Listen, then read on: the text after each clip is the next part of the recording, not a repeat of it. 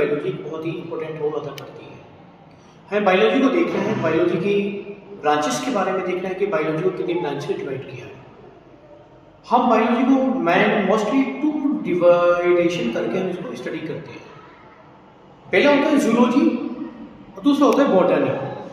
Zoology में जितने भी एनिमल्स होते हैं उन सबको स्टडी करते हैं, और बायोलॉजी जो होती है बायो प्लस लोगो। बायो मीन्स होती है लाइफ और लोगो मीन्स होता है स्टडी, मतलब जीवन के बारे में जिस ब्रांच ऑफ द साइंस में हम स्टडी करते हैं उसे बायोलॉजी बोलते हैं। अब बायोलॉजी की पहली मैंने डिवाइडेशन के बारे में आपको जूलॉजी बताया था। जूलॉजी में जो होता है एनिमल्स आते हैं, और सेकेंड वन जो होता है इसका दूसरी जो होती है वो बॉटनी होती है। बॉटनी में जितनी वनस्पतियाँ आती हैं, जितनी भी प्लांट्स पौधे एक कोशिकीय से लेकर बहुकोशिकीय तक जितने भी प्लांट आते हैं वो सबका स्टडी हम जो करते हैं वो बॉटनी में करते हैं। तो आज मैं आपके सामने साइंस का पहला चैप्टर है लाइफ प्रोसेस, जीवन की प्रक्रिया। जैविक क्रियाएं क्या होती है, जीवन कैसे चलता है, किस तरीके से हम लोग अपने जीवन को चला सकते हैं, इसके बारे में आपके सामने बताना चाहता हूँ। पहला होता है लाइफ प्रोसेस। लाइफ प्रोसेस जो होता है लिविंग ऑर्गेनिज्म के अंदर होता है, नॉन लिविंग के अंदर ये प्रोसेस नहीं होती है। पहली बात, लिविंग ऑर्गेनिज्म जितने भी होते हैं, चाहे वो प्लांट्स हों एनिमल्स हों, उनके अंदर कुछ एक्टिविटीज़ होती हैं। उन एक्टिविटीज़ को हमें देखना है और देखने के बाद हमें उसको जानना है। तो पहली प्रोसेस जो होती है लाइफ प्रोसेस में, पहली प्रोसेस जो होती है हमारी वो होती है डाइजेशन। दूसरी होती है हमारी प्रोसेस जो होती है ब्रीथिंग सिस्टम। तीसरी होती है ब्रीथिंग सिस्टम को हम रेस्पायरेशन भी कह सकते हैं, रेस्पायरेशन प्रोसेस भी कहते हैं। तीसरी होती है सर्कुलेटरी सिस्टम, एंड चौथी होती है एक्सीलरेटरी सिस्टम। पांचवी होती है आपकी जो कि नर्वस सिस्टम होता है, और छठी होती है रिप्रोडक्टिव सिस्टम। इन्हें हम टॉपिक वाइज देखते हैं। पहला होता है हमारा डाइजेस्टिव सिस्टम, जिसे हम हिंदी में बोलते हैं पाचन तंत्र।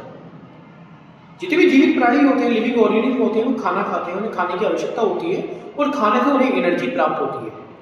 उस एनर्जी को जो गेन करते हैं, उसको एनर्जी को जो ग्रहण करते हैं, उस ग्रहण करने की प्रोसेस होती है, उस प्रोसेस को ही डाइजेस्टिव प्रोसेस कहते हैं। डाइजेशन प्रोसेस के लिए कुछ इंपॉर्टेंट हमारी बॉडी के जो पार्ट्स होते हैं उसमें महत्वपूर्ण भूमिका निभाते हैं। पहला होता है हमारा बकल कैविटी। ये बकल कैविटी होती है। बकल कैविटी से होता हुआ, यह कैनाल सिस्टम से होता हुआ हमारे इंटेस्टाइन, लार्ज इंटेस्टाइन, लीवर और स्टोमक, यहाँ पे ये सारे पार्ट जो होते हैं उसको हमारे पूरे फूड डाइजेस्टिव सिस्टम के रूप में कार्य करते हैं। फूड का डाइजेशन होता है। पहले जो डाइजेशन होता है हमारे फूड का वो हमारे माउथ में होता है, माउथ के अंदर, क्योंकि माउथ में ही हमारे टीथ होते हैं, दांत होते हैं, माउथ में ही हमारी जीभ होती है, टंग जिसे बोलते हैं, और माउथ में ही हमारी ग्लैंड्स होती है जिसका नाम होता है सलाइवा ग्लैंड। ये सलाइवा ग्लैंड जो होती है, ये फूड जो हम लोग खाते हैं, खाना हम लोग खाते हैं, उस खाने को लसीला बनाने का काम किसका होता है, ये सलाइवरी ग्लैंड का होता है। ये सलाइवा हमारे मुंह से निकलता रहता है और भोजन को क्या करता है, ये चिपचिपा यानी लसीला बनाता रहता है, जिससे कि भोजन का जो डाइजेशन होता है वो सही तरीके से होने लगता है।